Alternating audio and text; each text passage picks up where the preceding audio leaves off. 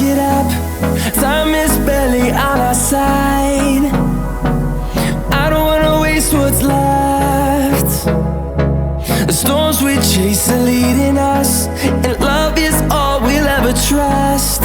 Yeah, no, I don't wanna waste what's left. And on. Hey guys, welcome to your physics coach. अब सब चमकेगा और तुम लोग फोड़ोगे।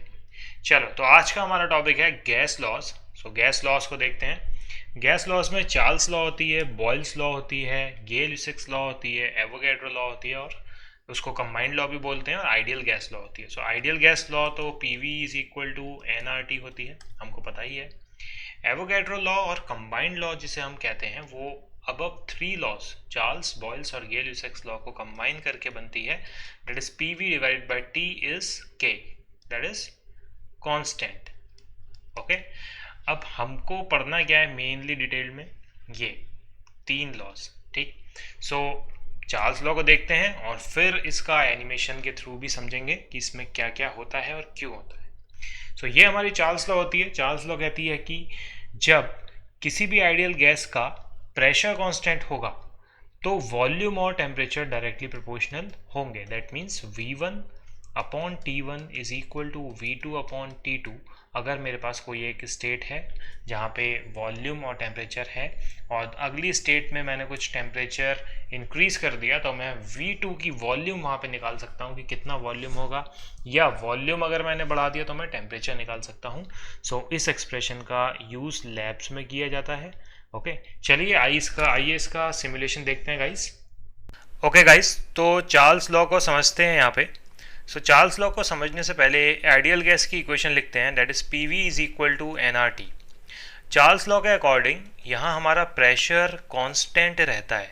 Okay, so pressure constant होने की वजह से V डायरेक्टली प्रोपोर्शनल हो जाता है टेम्परेचर के। कैसे, ये देखते हैं।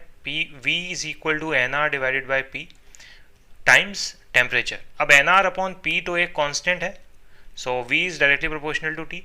सो चार्ल्स लॉ के अकॉर्डिंग अगर हम टेम्परेचर बढ़ाते हैं तो वॉल्यूम हमारा डायरेक्ट प्रोपोर्शनलिटी के अकॉर्डिंग वॉल्यूम बढ़ना चाहिए, और टेम्परेचर अगर हम डिक्रीज करेंगे, टेम्परेचर घटाएंगे तो वॉल्यूम भी यहाँ पे घटेगा। तो इस चीज़ को समझते हैं और अपने चैम्बर के अंदर फटाफट से मॉलिक्यूल एंटर करवाते हैं। तो कुछ लार्ज मॉलिक्यूल एंटर कराएंगे और कुछ light molecules. So let's make them enter. ये हमारा लार्ज मॉलिक्यूल आ गया और कुछ छोटे मॉलिक्यूल्स डालते हैं। सो अब यहाँ पे हम लोग प्रेशर को कांस्टेंट करते हैं। ये लीजिए, अब अपने लोगों ने कर दिया प्रेशर कांस्टेंट। सो अब जब हम हीट देंगे, सो हीट देने का मतलब है कि टेम्परेचर राइज करना, और टेम्परेचर राइज होगा तो वॉल्यूम बढ़ना चाहिए। सो गाइज, अब देखते हैं इसको हीट देके। सो यहाँ पे हमने हीट दिया तो आप देख सकते हो कि कंटेनर का वॉल्यूम बढ़ रहा है। ठीक है, और हमारी इक्वेशन के अकॉर्डिंग अगर हम टेम्परेचर घटाएंगे तो वॉल्यूम को कम होना चाहिए। तो ठीक है, टेम्परेचर घटा के देखते हैं, और बिल्कुल सही बात है, यहाँ पे वॉल्यूम कम हो रहा है। लेकिन इसके पीछे का रीज़न क्या है, ऐसा हो क्यों रहा है? ठीक है, ये तो चार्ल्स लॉ हमने बुक्स में पढ़ लिया, स्कूल्स, कोचिंग, सब जगह हमको सिखा दिया गया, बट इसके पीछे का रीज़न समझते हैं गाइस। सो इसके पीछे का रीज़न मेरी लास्ट वाली वीडियो में जो आइडियल गैस के ऊपर वीडियो है उसमें आपने देखा होगा कि प्रेशर जो होता है वो डायरेक्टली प्रोपोर्शनल होता है VRMS का स्क्वायर डिवाइडेड बाय वॉल्यूम। ठीक, सो टेम्परेचर बढ़ाने का मीनिंग क्या है? यहाँ पे टेम्परेचर बढ़ा रहे हैं, इसका मीनिंग क्या है? टेम्परेचर बढ़ाने का मीनिंग है गाइस, टेम्परेचर अगर बढ़ रहा है तो आपकी जो मॉलिक्यूल हैं उनकी वेलोसिटी क्या हो रही है?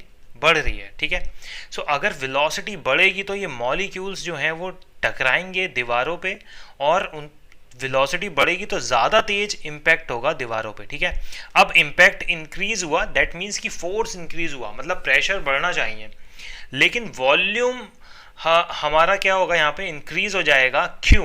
क्योंकि VRMS बढ़ी, सो प्रेशर तो हमारा कांस्टेंट रखना है, तो इसीलिए वॉल्यूम को यहाँ पे क्या होना पड़ेगा? इंक्रीज, सो दैट ये पूरा का पूरा रेशियो आपके लिए क्या हो जाए? कांस्टेंट। ठीक, सो यहाँ पे ये सबसे इंपॉर्टेंट चीज़ है, यही इसका बेसिक है कि क्यों वॉल्यूम बढ़ता है जब हम टेम्परेचर बढ़ाते हैं। सो प्रेशर को कांस्टेंट रखने के लिए वॉल्यूम को इंक्रीज होना पड़ेगा। क्यों? क्योंकि मॉलिक्यूल्स की वेलोसिटी बढ़ चुकी है जो दीवारों पे वो टकरा रहे हैं। ठीक है, so okay guys, so next video में अपने लोग बॉयल्स लॉ के बारे में पढ़ेंगे और गे-लुसाक्स लॉ के बारे में देखेंगे। सो तब तक के लिए thank you, see you, tata, bye bye. And